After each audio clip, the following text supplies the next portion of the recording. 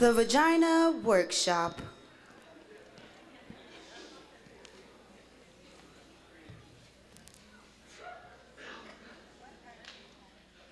My vagina is a shell.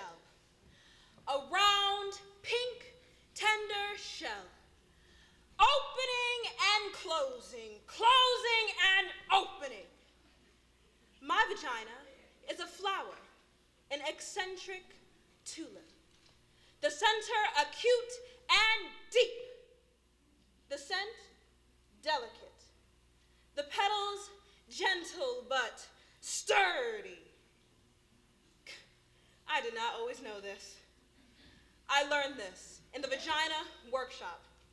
I learned this from a woman who runs the Vagina Workshop. A woman who really believes in vaginas, who really sees vaginas, who helps other women see their own vaginas by seeing other women's vaginas. In the first session, the woman asked us to draw a picture of our own unique, beautiful, fabulous vagina. That's what she called it. She wanted to know what our own unique, beautiful, fabulous vagina looked like to us. This one woman who was pregnant drew a big red mouth, screaming with coins spilling out of it. Another skinnier woman drew a Devonshire plate with a fancy print on it. I drew a big black dot with little squiggly lines around it. The black dot was supposed to equal a black hole in space, and the squiggly lines were supposed to be people or things or just your basic atoms that got lost there. I had always thought of my vagina as an anatomical vacuum sucking up particles from the surrounding environment. I did not see my vagina in practical or biological terms. I did not see it as something attached to me. In the workshop, we were asked to look at our vaginas with hand mirrors. Then, after careful examination, we were to report back to the group what we saw. I must tell you that up until this point, everything I knew about my vagina was either based on hearsay or invention. I'd never actually seen the thing. It had never occurred to me to look down there. My vagina existed to me on some abstract plane. It seemed so reductive and awkward looking at it like we were, on our backs, on our mats, with hand mirrors. It reminded me of how the early astronomers must have felt with their primitive telescopes. It was quite unsettling at first, my vagina. Like the first time you cut open a fish and discover this other bloody complex world right under the skin.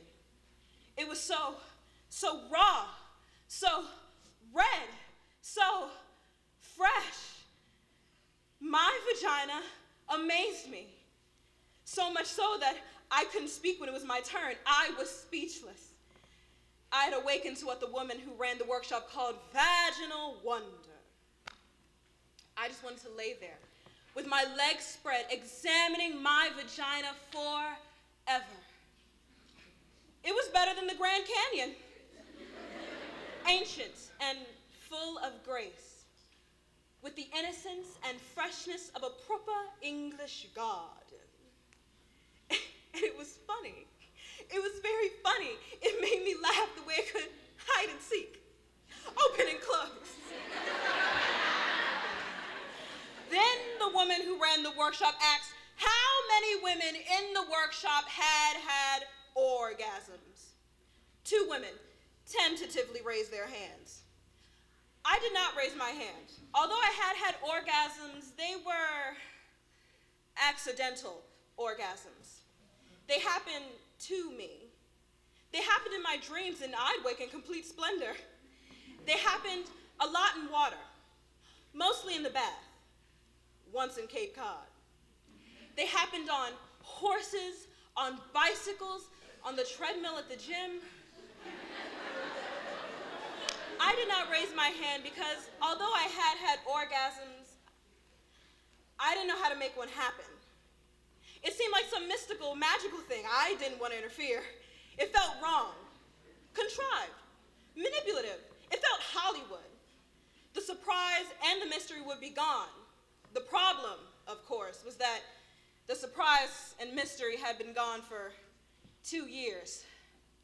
I hadn't had a magical, accidental orgasm in a long time, and I was getting frantic. That's why I was in the Vagina workshop. Then the moment came that I had both dreaded and longed for. The woman who ran the workshop asked us to take out our hand mirrors again and see if we could locate our clitoris. There we were, the group of us women, on our backs, on our mats, reaching for our spots, our locus, our reason, and I don't know why, but I started crying.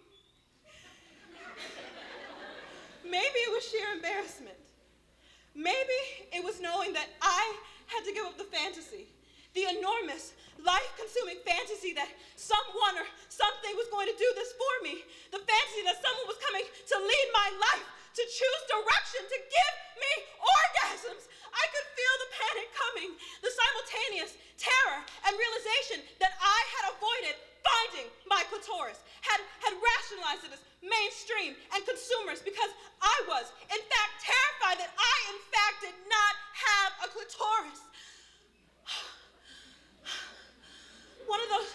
Maybe I was one of those constitutionally incapables, one of those frigids, one of those dead, dry, shut down, apricot tasting, bitter, oh my God! I lay there on my mat, and all I could think about was the time I was 10 and I lost my emerald ring in the lake. How I kept diving over and over to the bottom, running my fingers over bottle caps and stones and fish and slimy stuff, but never my ring. The panic I felt, I knew I'd be punished.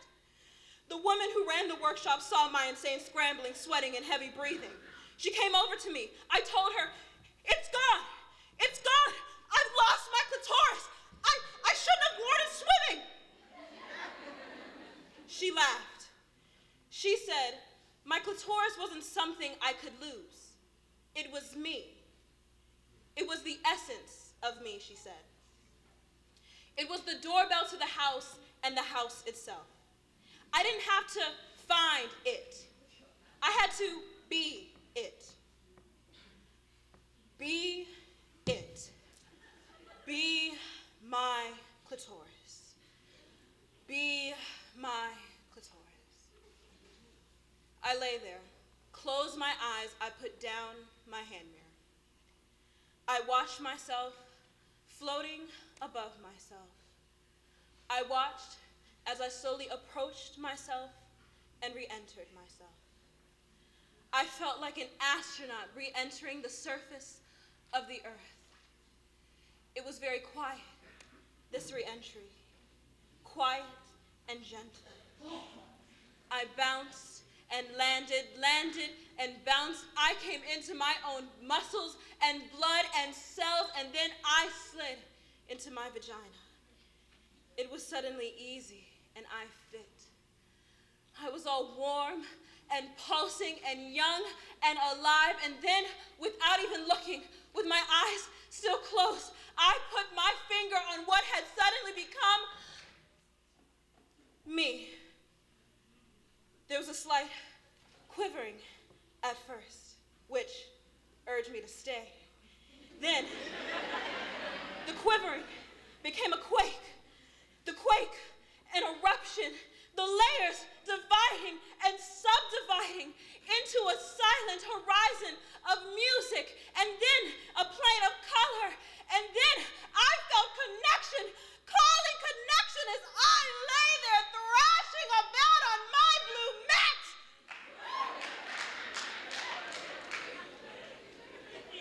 My vagina is a shell, and a tulip, and a destiny. I am arriving as I am leaving. My vagina, me.